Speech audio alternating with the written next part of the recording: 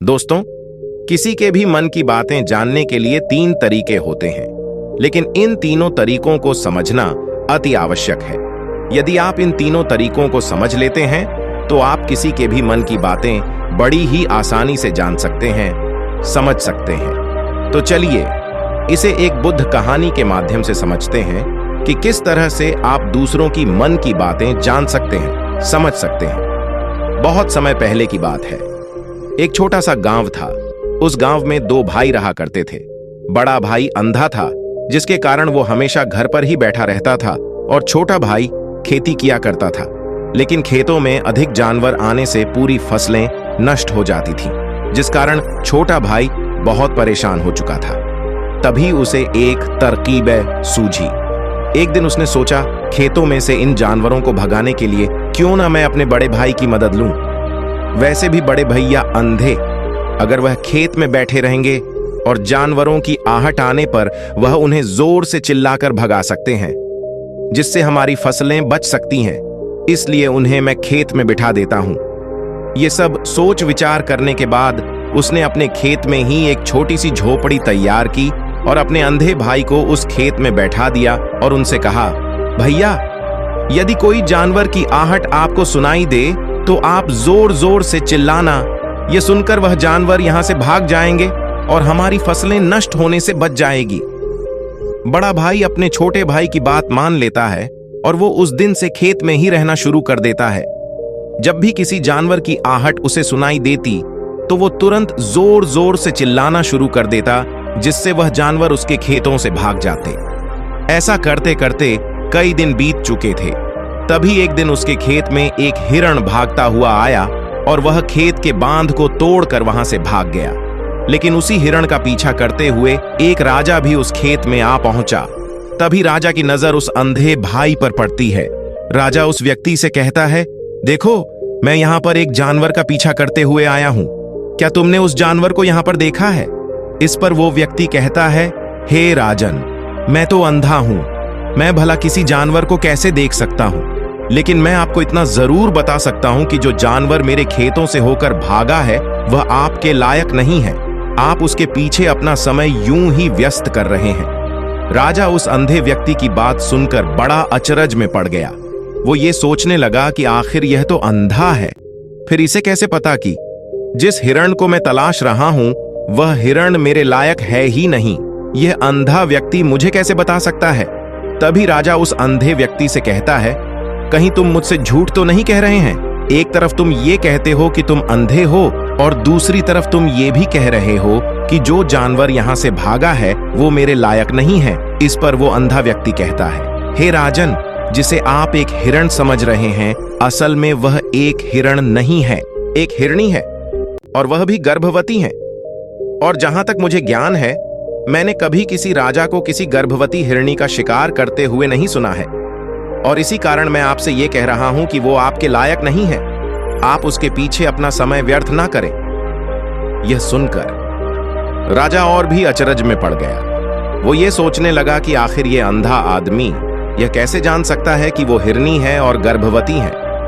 राजा कुछ देर सोच विचार करने के बाद अपने सेनापति से कहता है, सेनापति जी, मुझे वो जानवर जिंदा चाहिए, क्योंकि मुझे यह पता करना है क्या वो हिरनी है और क्या वह गर्भवती है, क्योंकि यह अंधा आदमी बहुत विश्वास के साथ कह रहा है और मुझे इस बात की पुष्टि करनी है।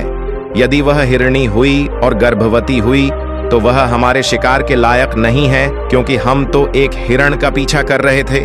इसलिए जाओ और पता करो कि क्या वो हिरनी है। सेनापति राजा से आज्ञा लेकर आगे की ओर बढ़ चलता है, और कुछ देर बाद जब वह वापस लौटकर आता है तो वह राजा को कहता है, हे राजन, इस अंधे आदमी ने जो भी बातें कही हैं वो बिल्कुल सही है। वो एक हिरनी ही है और वह गर्भवती भी है। यह सुनकर राजा आश्चर्यचकित रह गया। उसे समझ नहीं आ रहा था कि आखिर अंधा आदमी कैसे पता कर सकता है कि वह जानवर एक हिरनी है, और तो और वह गर्भवती है। भला एक अंधा आदमी यह कैसे देख सकता है, यह कैसे जान सकता है? आखिर इससे यह कैसे पता चला? ऐसे कई सारे प्रश्न अब राजा के मन में उमड़ने लगे।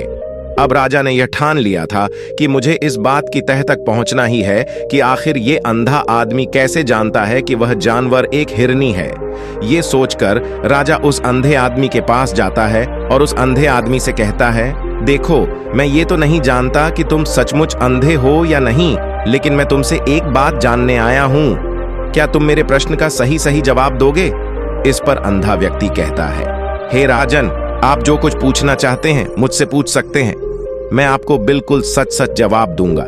इस पर राजा कहता है, देखो, एक तो तुम कहते हो कि तुम अंधे हो और दूसरी तरफ तुमने ये बता दिया कि जिस जानवर का पीछा मैं कर रहा हूं वह एक हिरनी है, और तो और वह गर्भवती भी है। आखिर तुम्हें यह कैसे पता चला? तुम्हारे खेत में और भी तो जानवर आते होंगे, और भी तो जानवर यहां से गुजरते होंगे, फिर तुमने यह कैसे अंदाजा लगाया? तभी वह अंधा व्यक्ति राजा से कहता है, हे राजन, आप जिस हिरनी का पीछा कर रहे थे, वही हिरनी जब मेरे खेत में आई, उसकी रफ्तार और उसके भागने की आहट से मुझे यह एहसास हो चुका था कि यह एक हिरनी है, और मेरे खेत की जो बांध है वह बहुत छोटी है, उसकी ऊंचाई ज्यादा नहीं है। यदि कोई हिरण होता तो उस बांध को बड़ी आसानी से लांघ जाता, लेकिन वह हिरनी इस बांध को तोड़कर भागी है, और यदि वह इस बांध को छलांग लगाकर पार करने का प्रयास करती तो इससे उसके बच्चे को खतरा होता, और इसी बात से मैंने ये पता लगा लिया कि वह गर्भवती है। इस कारण वह ज्यादा ऊंची छलांग लगाकर मेरे खेत की बांध को तोड़ते हुए भाग गए। इस पर राजा के मन में एक और प्रश्न उठा। राजा ने कहा, किंतु तुम्हें कैसे पता चला कि वह एक हिरनी ही है? और भी तो कोई जानवर यहां पर आ सकते हैं। इस पर वह अंधा व्यक्ति कहता है, हे राजन, मैं पूरा दिन सुबह शाम यहीं पर बैठा रहता हूं और मेरी सुनने की शक्ति बहुत तेज है। मैं ये जान जाता हूं कि कौन सा जानवर मेरे खेत में आया है, और उसी के आधार पर मैं जोर जोर से चिल्लाता हूं ताकि वो मेरे खेत से भाग जाए और मेरे खेत की फसलों को नष्ट न कर पाए। राजा उस अंधे आदमी का यह जवाब सुनकर पूरी तरह से संतुष्ट हो चुका था। वह मन ही मन यह सोच रहा था कि आदमी भले ही अंधा हो, लेकिन यह तो बड़ा ज्ञानी मालूम पड़ता है। इस आदमी से कुछ ना कुछ तो काम निकलवाना ही चाहिए। यह विचार लिए हुए राजा वहां से वापस अपने महल की ओर लौट जाता है। राजमहल पहुंचते ही राजा उस अंधे व्यक्ति से कहता है, आप तो बड़े ज्ञानी व्यक्ति हैं, आपको किसी भी बात का पता बड़ी आसानी से चल जाता है। आज मैंने आपको यहाँ पर इसलिए बुलवाया है क्योंकि मैं आपसे ये जानना चाहता हूँ कि मेरी पत्नी पतिव्रता है या नहीं। इस पर वो अंधा व्यक्ति कहता है, हे राजन, यह कैसा प्रश्न हुआ? इस पर राजा कहता है, मैंने आपसे बिल्कुल उचित प्रश्न किया है, मुझे इस प्रश्न का उत्तर दीजिए। इस पर वो अंधा व्यक्ति कहता है, हे राजन, ये सारी बातें जाने दीजिए। आपकी शादी को इतने साल बीत चुके हैं, और अब आप ये बात क्यों जानना चाहते हैं? आपके मन में ऐसे प्रश्न क्यों उठ रहे हैं? इस पर राजा जिद करते हुए कहता है, देखिए, आपको मुझे इस प्रश्न का उत्तर तो देना ही होगा। यदि आप मुझे इस प्रश्न का उत्तर नहीं देंगे तो मैं आपको मृत्यु दंड दे दूंगा। राजा के मुख से यह बात सुनकर वह अंधा व्यक्ति कहता है, हे राजन, यदि आप इस प्रश्न का उत्तर चाहते हैं तो उसके लिए आपको मेरा एक काम करना होगा। राजा कहता है, बोलो, मुझे क्या काम करना होगा? इस पर व्यक्ति कहता है, इसके लिए आपकी पत्नी को मेरे साथ कमरे में अकेले छोड़ना होगा। उस अंधे व्यक्ति की यह बात सुनकर राजा पहले तो क्रोधित हो जाता है, लेकिन फिर कुछ सोच विचार करने के बाद वह उस व्यक्ति की बात मान लेता है और अपने सेनापति को आदेश देता है, सेनापति जी, इस व्यक्ति को और मेरी पत्नी को एक कमरे में कुछ देर के लिए अकेला छोड़ दें। सेनापति बिल्कुल वैसा ही करता है। अब राजा की पत्नी और अंधा आदमी एक कमरे में बंद हो चुके होते हैं। तभी वो अंधा आदमी राजा की पत्नी से कहता है, मुझे आपको छूना है। इस बात पर रानी अत्यधिक क्रोधित हो जाती है और उस अंधे आदमी को वो पकड़ पकड़ कर पीटने लगती है, कभी हाथों से तो कभी लातों से तो कभी पटक पटक कर। इस तरह से उन्होंने उस अंधे आदमी की खूब पिटाई की। उसके बाद किसी तरह से वह अंधा आदमी अपनी जान बचाकर वहां से भाग निकलता है और वह राजा के पास पहुंचता है और वह राजा से कहता है, हे राजन, आपकी पत्नी पतिव्रता नहीं है। यह बात सुनकर राजा अत्यधिक क्रोधित हो उठता है और राजा अपनी तलवार निकालकर सीधा अपनी पत्नी की ओर जाता है और क्रोधित होकर वह अपनी रानी से कहता है, रानी जी, आज मैं जो भी सवाल आपसे करने वाला हो उसका मुझे सच सच जवाब दीजिएगा, और यदि आपने एक शब्द भी झूठ कहा तो मैं आपका अभी के अभी सर धड़ से अलग कर दूंगा, तभी आगे बढ़े। राजा कहता है, मुझे बताइए, क्या आप पतिव्रता हैं या नहीं? इस पर रानी कहती हैं, हे राजन, आप भले ही मुझे जान से मरवा दीजिए, लेकिन मैं पतिव्रता नहीं हूं। राजा यह बात सुनकर बहुत खुश हुआ, क्योंकि उस अंधे आदमी ने जो भी कहा था वह बिल्कुल सच था। यह बात सुनकर तुरंत ही राजा उस आदमी के पास पहुंचता है और आकर उस अंधे आदमी से कहता है, तुम्हें कैसे पता चला कि मेरी पत्नी पतिव्रता नहीं है? इस पर वह अंधा आदमी कहता है, हे राजन, बड़ी सीधी सी बात है। मैंने तो आपकी पत्नी से बस इतना ही कहा था कि मुझे आपको छूना है, और इस बात पर वह इतना क्रोधित हो उठी कि उन्होंने गुस्से में आकर मुझे लात घूंसों से पीटना शुरू कर दिया। और भला कोई औरत किसी और मर्द को कैसे छू सकती है? लेकिन उन्होंने ना आप देखा ना ताव, बस लात घूंसे मुझ पर बरसाने शुरू कर दिए। वह भी तो एक छूना ही हुआ, और एक पतिव्रता नारी कभी भी पराये मर्द को नहीं छूती। जब मैंने उसे छूने के लिए कहा था तो वह उस वक्त मुझे मना कर सकती थी, लेकिन उन्होंने तो मुझे पीटना शुरू कर दिया, और देखते ही देखते उन्होंने मेरे पूरे शरीर को छू लिया। अब आप ही बताइए, ऐसी स्त्री भला पतिव्रता कैसे हो सकती है? इस पर राजा कहता है, तुम तो बड़े ज्ञानी मालूम पड़ते हो। अच्छा ठीक है, चलो तुम मेरे एक प्रश्न का और जवाब दो। यदि तुमने मुझे इस प्रश्न का सही सही जवाब दे दिया तो मैं तुम्हें यहां से जाने दूंगा। आगे राजा उस अंधे आदमी से कहता है कि तुम मुझे यह बताओ, क्या मैं सच में अपने पिताजी का ही बेटा हूं या फिर किसी और का? इस पर वह अंधा भी कहता है, हे राजन, इस बात से आपका क्या लेना देना? आप किसी की भी औलाद हों, आखिर आप हैं तो इस राज्य के राजा, इसलिए इस प्रश्न को जाने दीजिए। लेकिन राजा कहता है, नहीं नहीं, मुझे इस प्रश्न का सही सही जवाब चाहिए, अन्यथा यह प्रश्न मुझे हमेशा परेशान करता रहेगा। इसलिए मैं इसका सही सही जवाब जानना चाहता। यदि तुम इसका सही सही जवाब दे देते हो तो तुम यहां से जा सकते हो, मैं तुम्हें नहीं रोकूंगा। इस पर वह अंधा आदमी कहता है, हे राजन, इसके लिए तो मुझे आपके माँ के पास भी जाने की कोई आवश्यकता नहीं है। मैं आपको अभी अभी यह बता सकता हूं कि आप किसकी औलाद हैं, लेकिन उससे पहले मैं चाहता हूं कि आप मुझसे एक वादा करें कि आप मुझ पर क्रोध नहीं करेंगे। राजन ने कहा, मैं तुमसे वादा करता हूं, मैं तुम पर क्रोध नहीं करूंगा। इसके बाद वह अंधा आदमी राजा से कहता है, हे राजन, आप हैं तो अपने ही पिता के पुत्र, लेकिन आप पर एक कंजूस सेठ की छाया पड़ी हुई है। यह सुन राजा बहुत क्रोधित हो उठा और वह तुरंत तलवार निकालकर अपनी मां के पास जा पहुंचा।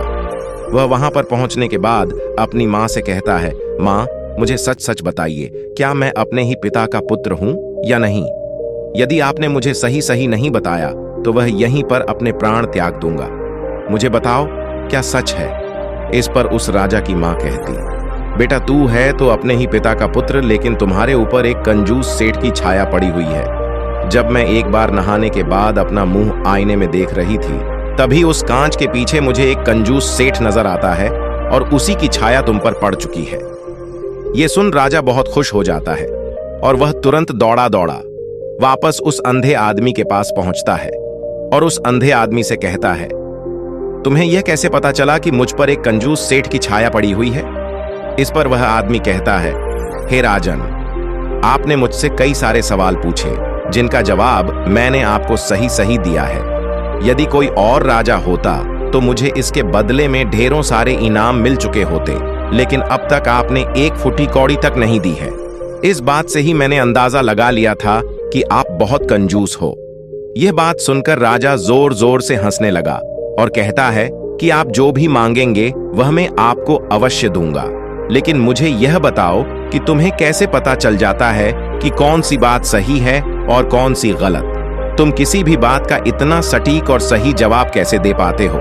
इस पर वह अंधा आदमी कहता है, हे राजन, मैं तो वैसे ही अंधा हूं। यदि मेरी आंखें होती तो मैं किसी की भी मन की बातें बड़ी सरलता से जान लेता। मन की एक भाषा होती है और यह भाषा मनुष्य के शरीर के व्यवहार के रूप में देखी जा सकती है। उसकी आंखों से, उसके होठों से, उसके काम करने के तरीके से, उसकी क्रियाओं से पता किया जा सकता है कि उसके मन में क्या चल रहा है।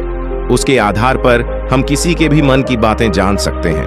लेकिन मैं तो अंधा हूं, मैं देख नहीं सकता, इसीलिए मैं क्रियाओं से देखता हूं। यदि मुझे कोई बात जाननी हो तो अगले आदमी को कुछ काम देना पड़ता है, जिस पर वह व्यक्ति किस प्रकार काम करता है, किस तरीके से इस काम को करता है, उसके आधार पर ही मैं यह पता कर पाता हूं कि उसके मन में क्या चल रहा है। तभी वह राजा कहता है, तो क्या इसका अर्थ यह हुआ कि मैं भी किसी के मन की बातें जान सकता हूं? इस पर वह अंधा आदमी कहता है, हे राजन, अवश्य आप भी किसी भी व्यक्ति के मन की बात जान सकते हैं, किंतु उससे पहले आपको अपने ऊपर काम करना होगा, और वह काम है अपने मन को शांत कर, अपने मन को वर्तमान में लाना, जिसके लिए मैं आज आपको 3 तरीके बताने वाला, और ये तीनों ही तरीके बड़े ही आसान और सरल है। किंतु हे राजन, उससे पहले आपको एक काम करना होगा, अपने मन को एकाग्र करना। जब हम अपने मन को एकाग्र करते हैं, अपने मन को वर्तमान में लाते हैं, तो हम दूसरे के मन की बात जान सकते हैं, क्योंकि वह आदमी अभी भी अपने मन में वर्तमान में ही सोच रहा है, और हमें भी मन को वर्तमान में ही लाना होगा, तभी हम उसके मन की बातें जान सकते हैं। यदि हम अतीत में हुई घटनाओं के बारे में सोच रहे हैं, तो वह जो अगला आदमी वर्तमान में सोच रहा है, वर्तमान में अपने मन में बात कर रहा है, वह हम कैसे जान पाएंगे? क्योंकि हम तो अतीत की घटनाओं में डूबे हुए हैं। इसलिए किसी के भी मन की बात जानने के लिए सबसे पहले हमें हमारे मन को एकाग्र करना होगा, उसे वर्तमान में लाना होगा। आगे वह व्यक्ति राजा से कहता है, हे राजन, जो 3 तरीके मैं आपको बताने वाला हूं, इन 3 तरीकों से बड़ी आसानी से किसी के भी मन की बातें जान सकते हैं। उसके बाद वह अंधा आदमी राजा से कहता है, हे राजन, जो सबसे पहला तरीका है वह है आंखों पर ध्यान देना। किसी व्यक्ति से बात करते वक्त उसकी आंखों में देखना, उसकी आंखों पर ध्यान देना जो सबसे ज्यादा जरूरी है, क्योंकि आंखें बोलती नहीं पर बहुत कुछ कह जाती है। यदि हम किसी व्यक्ति की आंखों के इशारों को समझना सीख जाए, हम यह जान पाएंगे कि व्यक्ति के दिमाग में क्या चल रहा है, वो क्या सोच रहा, और अभी वह क्या करने वाला है। मेरे पास आंखें नहीं, लेकिन मैंने अपने गुरु से यह विद्या सीखी है, क्योंकि बहुत सालों पहले मेरे पास आंखें थीं, और मैं उस वक्त लोगों के मन की बातें केवल उनकी आंखों से ही जान लेता था। इसलिए यदि आप भी दूसरों की मन की बातें जानना चाहते हैं, तो आपको भी उनकी आंखों पर गौर करना चाहिए, जैसे कि उनका आकार कैसा है, वह कब, कहां और किधर देख रहे हैं। यदि उसकी आंखें यहां वहां घूम रही हैं, जब आप उससे बातें कर रहे हैं, तो वहां वह इधर उधर मोड़ रहा है, कभी ऊपर तो कभी नीचे, या कभी आसपास, या फिर उसकी आंखें खुश नजर आ रही हैं, या फिर आंखें निराश नजर आ रही हैं, जैसे कि चोर होता है उसकी आंखों में। जब हम देखते हैं तो हमें यह पता चलता है कि अगले आदमी ने कोई गलती की है। ठीक उसी प्रकार जब हम किसी चालक व्यक्ति की आंखों में देखते हैं, तो आपको पता चलेगा कि उसकी आंखों में एक भाषा होती है, एक बहुत ही सीधा और आसान तरीका होता है। यदि आपको यह पता लगाना है कि सामने वाला व्यक्ति आपसे झूठ कह रहा है या फिर सही, तो आपको उसकी आंखों पर ध्यान देना अति आवश्यक है। यदि आपसे बात करते वक्त वह व्यक्ति अपनी आंखें यहां वहां घुमा रहा है, ऊपर नीचे इधर उधर दाएं बाएं हर जगह देख रहा है, तो इसका अर्थ यह हुआ कि वह उस बात से निकलने का कोई रास्ता ढूंढ रहा है और कोई झूठ बना रहा है।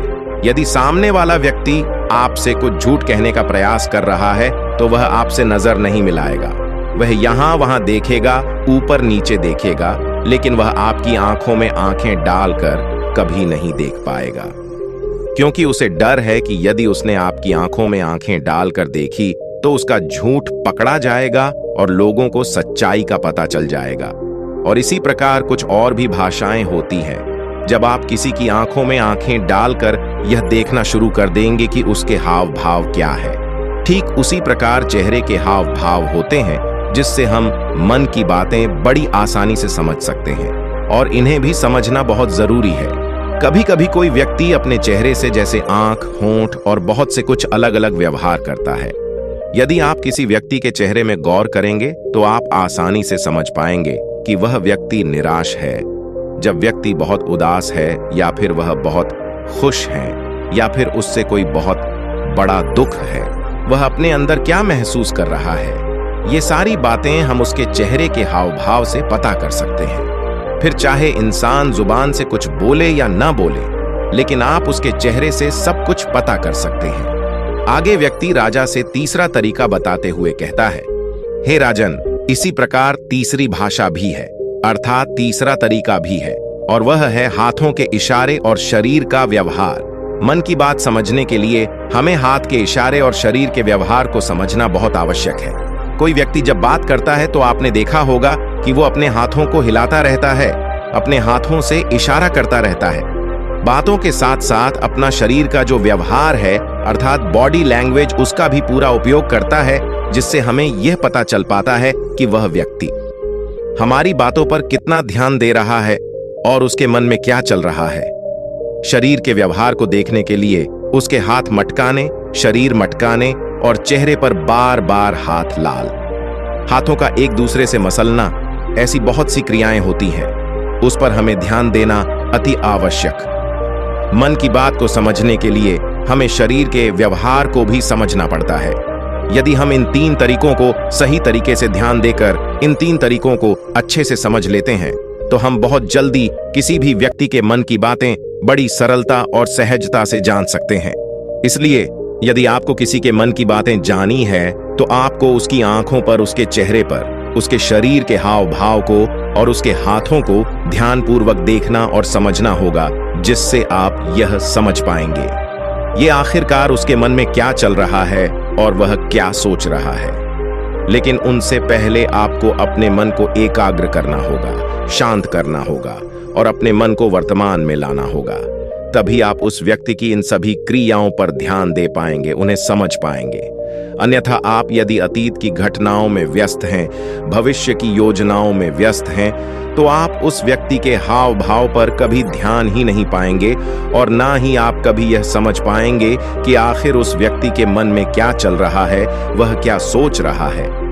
आपने देखा होगा कि ऐसे कई बड़े संत महात्मा हैं जो बड़ी ही शांति से आपको देखते हैं और आपको देखकर ही यह बता देते हैं कि आपके मन में क्या चल रहा है, आप उनसे क्या जानने आए हैं। और इसका सबसे बड़ा प्रमुख कारण यही है कि वह आपको पढ़ सकते हैं, आपको समझ सकते हैं, आपकी मन की बातें जान सकते हैं, क्योंकि उनका मन एकाग्र है, शांत है। और यही कारण है कि वह आपके मन की बातें बड़ी सरलता से समझ जाते हैं। तो दोस्तों, उम्मीद करता हूं आपको इस कहानी से एक अच्छी सीख मिली होगी। यह कहानी आपको कैसी लगी हमें कमेंट बॉक्स में कमेंट करके जरूर बताएं और हमारे चैनल को भी सब्सक्राइब कर लें। इस कहानी को अपने दोस्तों के साथ जरूर शेयर करें ताकि उन्हें भी इस कहानी से कुछ सीखने को मिल सके। नमो बुद्धाय।